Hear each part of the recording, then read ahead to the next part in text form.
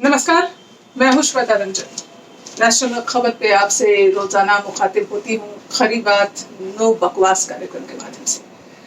तो जी हाँ, इस कार्यक्रम का मकसद है सीधे सटीक बात करना। और आज हम बात करेंगे बिहार की उस राजनीतिक स्थिति को लेकर जिस पर संदेह, शक जो है वो घूम रहा है। उसके आसपास आप देखिए, ऐसी स्थितियां बन रही हैं कि भरोसा जो है वो किसी को किसी पर नहीं है। चाहे नीतीश कुमार लगातार कहते रहें कि नहीं, वो भाजपा के साथ हैं और भाजपा के खिलाफ उनके मन में कुछ भी नहीं है। भाजपा लगातार कहते रहे कि नीतीश कुमार ही उनका चेहरा है और वही जीत कर आएंगे, लेकिन एक संदेह जो है वो बना हुआ है। आखिर ये संदेह आया कहां से? चलिए पहले इसकी शुरुआत करते हैं। जी हाँ, चिराग पासवान, लोक जनशक्ति पार्टी के मुखिया, वो लगातार बेबाकी से बोलते रहे नीतीश कुमार के खिलाफ। उन्होंने उनको कहा कि उनकी सत्ता में जो उनके प्रोग्राम्स हैं वो सही नहीं है, जो उन्होंने 7 प्लेज लिए हैं वो सब गलत है। आखिर इतना रोष जो है, मैं जेडीयू के साथ नहीं हूँ, मैं भाजपा के साथ हूँ। अब जो जेडीयू और भाजपा मिलकर एनडीए गठबंधन बनाती है, उसमें आप एक के साथ हैं, एक के साथ नहीं हैं। और चिराग पासवान जो पिछले कई दिनों से बहुत ही बेबाकी से बोलते रहे जदयू के खिलाफ, ये सोचना जरूरी हो जाता है कि उनके अंदर आखिर इतनी ताकत कह लीजिए या इतनी महत्वाकांक्षाएं आ गई हैं कि वो इतना खुलकर कह रहे हैं। दरअसल ये समझना होगा कि बिहार के राजनीतिक पटल पर लोजपा का जो वजूद क्या है, और लोजपा छोड़िए, चिराग पासवान का, जो कि अब करता धरता है अपनी पार्टी के। तो सबसे पहले आप ये देखिए कि ये रोष कहां से आया। चिराग पासवान लगातार नीतीश कुमार को से निराश हो रहे थे, क्योंकि कई मुद्दों पर उन्होंने उन्हें अपनी राय रखने की कोशिश की, चिट्ठी के माध्यम से मिलकर कहना चाहा, लेकिन नीतीश कुमार उन्हें कभी भी वैल्यू नहीं देते रहे। नीतीश कुमार ने कभी उनको समझा ही नहीं कुछ। तो चिराग पासवान के अंदर ये रोष आना जायज था। चाहे वो मुद्दा कॉमन मिनिमल प्रोग्राम का हो, या चाहे वो चाहते थे कि उनका जो प्रोग्राम है बिहार फर्स्ट, बिहारी फर्स्ट, उसको शामिल किया जाए, उस पर कार्य किया जाए, लेकिन नीतीश कुमार ने कभी उनके बात को कोई अपनी सहमति नहीं जताई, या उन्होंने उसको कभी सीरियसली, गंभीरता से नहीं लिया। अब एक ही बात सुशांत सिंह राजपूत के मसले पर जब चिराग ने लिखा, तो नीतीश ने थोड़ा उस समय उनकी बात को सुना।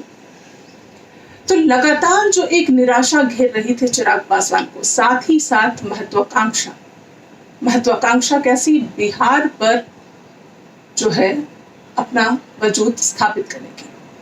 क्योंकि अब आप जदयू को देखिएगा तो जदयू जो है बिहार का एक चेहरा है, जैसे कि आरजेडी है, जदयू है, ये मुख्य पार्टियां हैं बिहार की।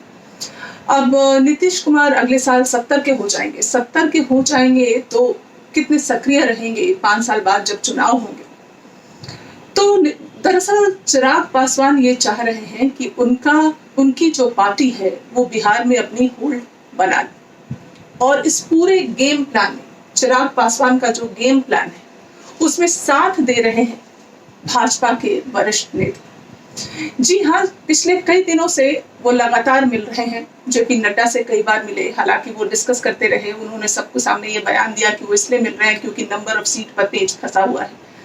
लेकिन दरअसल उनका एक गेम प्लान है भाजपा के साथ, जो भाजपा की शह पर हो रहा है, शाह की शह पर हो रहा है, क्योंकि वो अमित शाह से भी मिले।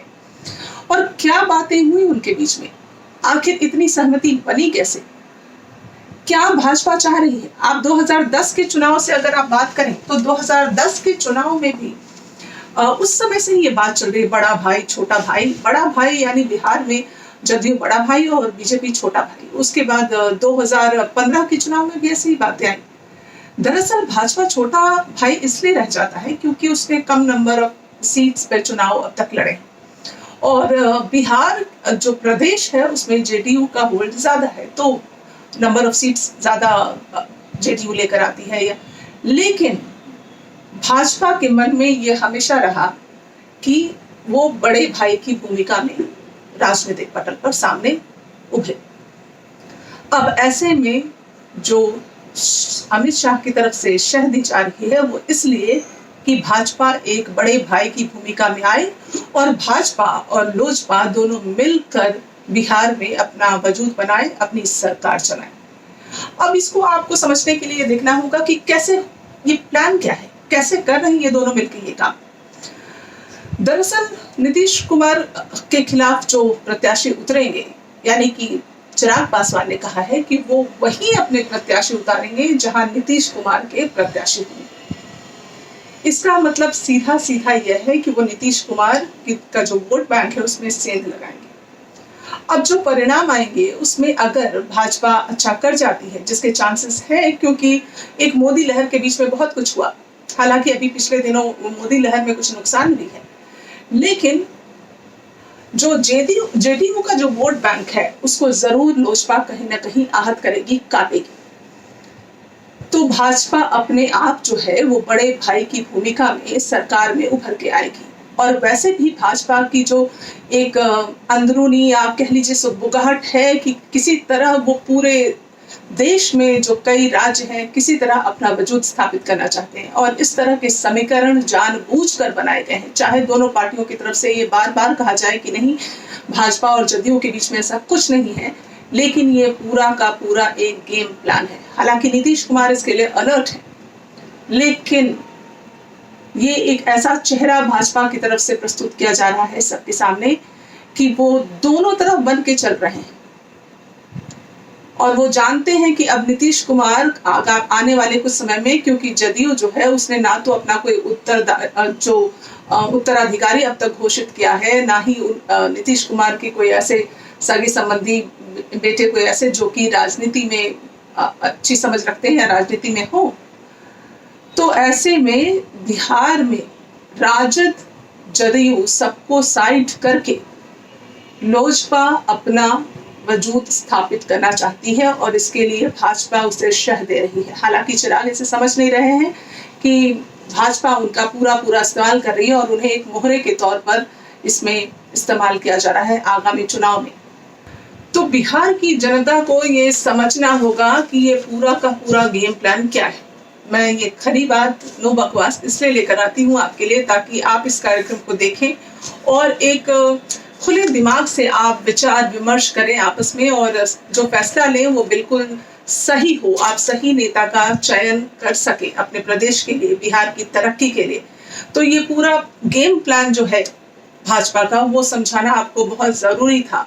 अन्यथा आप ये ना समझें कि भाजपा जो है वो जेडीयू के साथ भी है और लोजपा के साथ भी है, और मोदी जी का जो इस्तेमाल, उनकी छवि का इस्तेमाल, उनका इस्तेमाल वोट बैंक के लिए लोजपा भी करेगी, जदयू भी करेगी। ये सब कैसे संभव है? दरअसल ये पूरी पूरी एक ट्रेनिंग दी गई है चिराग पासवान को, जो देश की सबसे बड़ी पार्टी है उसकी तरफ से एक ट्रेनिंग दी गई है कि किस तरह से बिहार में भाजपा अपना वजूद बना सके और लोजपा उस महत्वाकांक्षा में कि उसकी सरकार बन सकती है।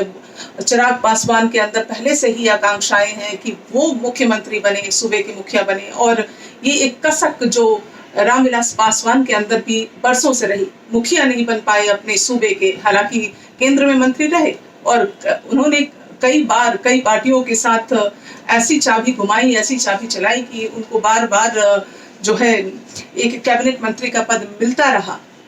तभी तो मौसम वैज्ञानिक कहे जाते हैं। तो अब वो महत्वाकांक्षा जो उनके अंदर दबी हुई कसक है रामविलास पासवान के अंदर, उसको पूरा करने के लिए चिराग पासवान लालायित हैं और उसका इस्तेमाल भाजपा कर रही है। फिलहाल इस कार्यक्रम में इतना ही। अगर आपको अच्छा लगा हो ये कार्यक्रम तो हमारे पेज को जरूर लाइक और सब्सक्राइब करें, हमारे चैनल को, और हमारे साथ बने रहें। यूं ही नमस्कार। हमसे जुड़े रहने के लिए सब्सक्राइब करें यूट्यूब पर, फॉलो करें ट्विटर और इंस्टाग्राम पर, लाइक करें फेसबुक पर, और ज़्यादा जानकारी के लिए नेशनल खबर की वेबसाइट पर जाएं। आपको टाइप करना होगा सिर्फ नेशनल खबर।